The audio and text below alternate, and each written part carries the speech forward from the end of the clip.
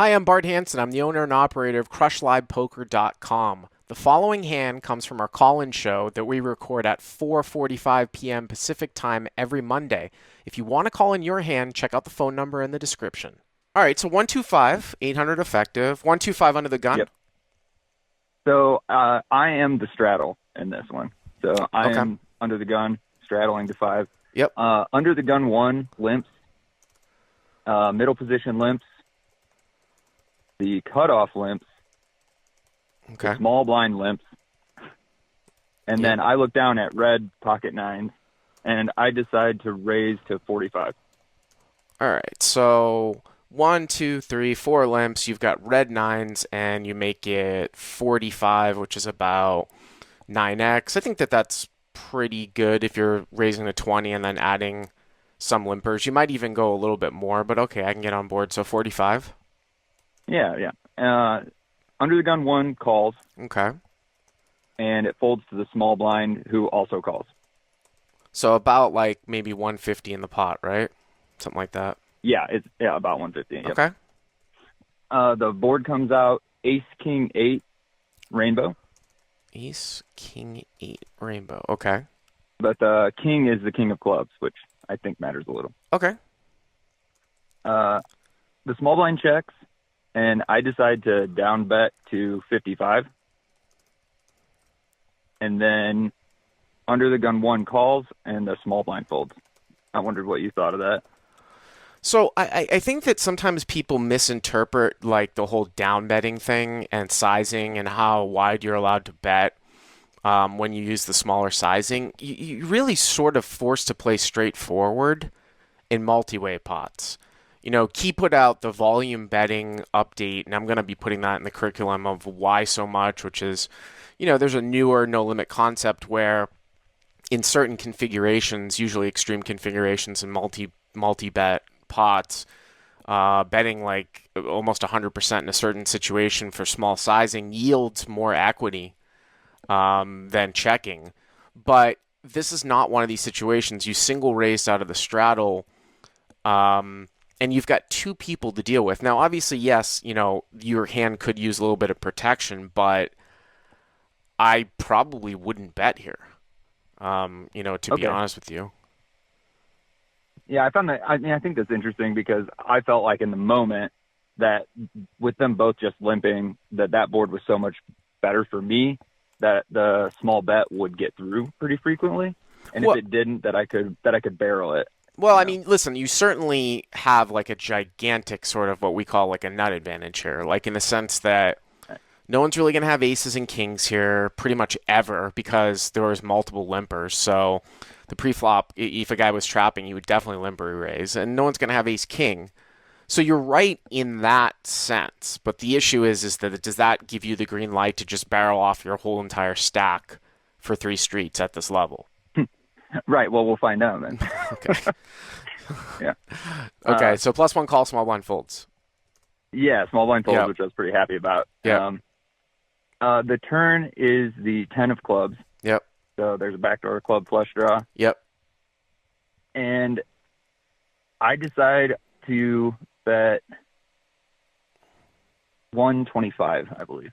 So the pot's got 250 in it, and now you bet 125. I mean, here's the thing, right? So obviously, like when the guy calls next to act, he very likely is either going to have an ace. Some of the other hands that he could have would be like the Broadway gut shots of like Queen Jack, Queen 10, Jack 10, which are now paired up, or they make the nuts, possibly like King Queen because you bet so small. I mean, I guess you can bet 125 here, and then if you see a blank, you could just sort of go huge. But well, I feel like at this point it's probably good to tell you a little bit about the villain because I play with him a lot. I played, probably a few hundred hours with him. Yeah. And I know that he would have opened all of his Broadways, even from under the gun like that. And so I don't think he's got King Queen. I don't think he ever has Queen Jack suited for sure. Probably not Queen Jack off. I think he's limping like Ace X suited.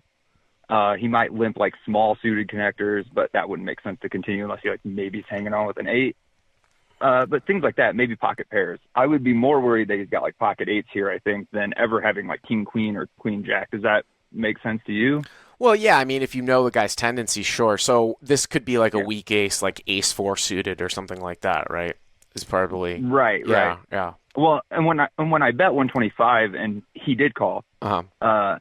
I felt like he was weighted towards like a weak ace that's hanging on. Yep. Does that seem right to you?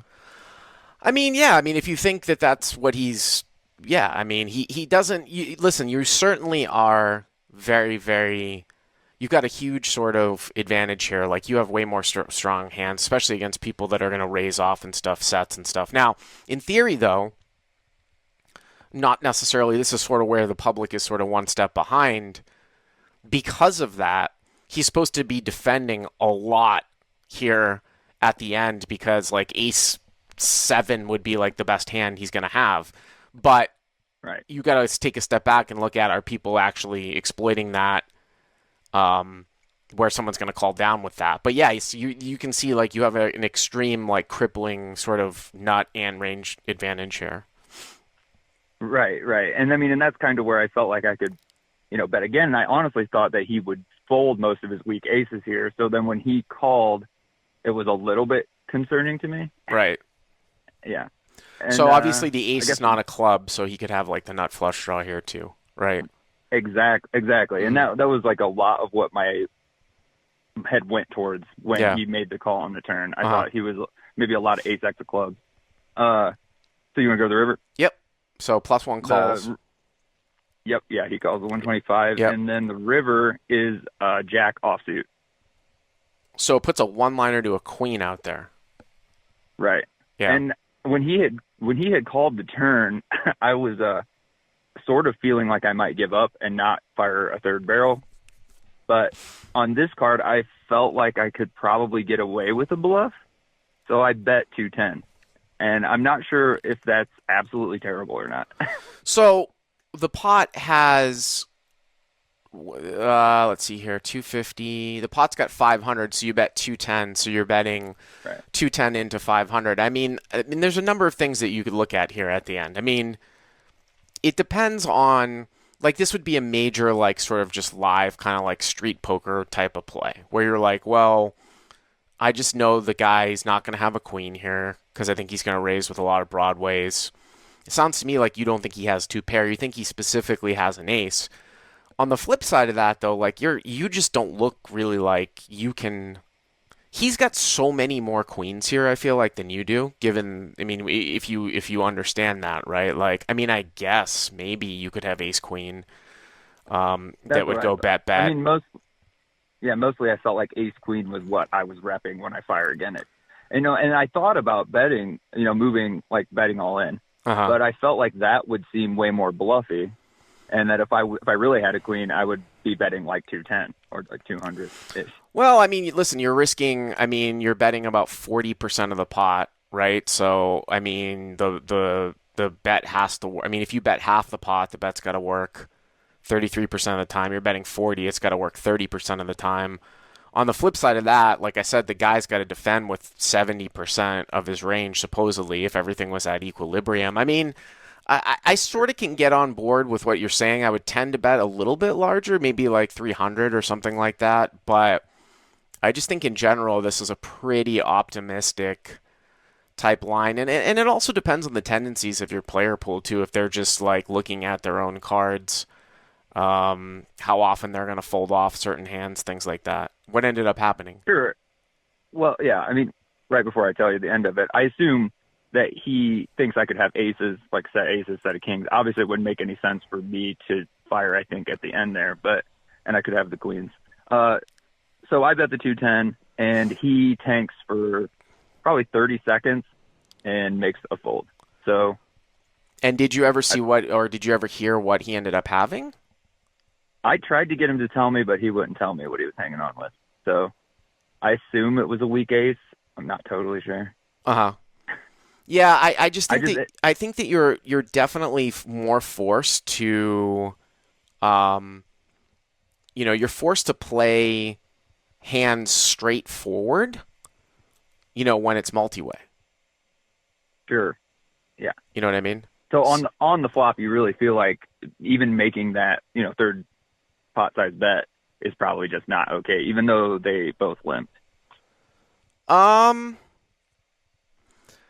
yeah, I just tend to, I wouldn't want to do it because you're just going to have to set this up. Like, I just think that there are so many better hands that you can do it with.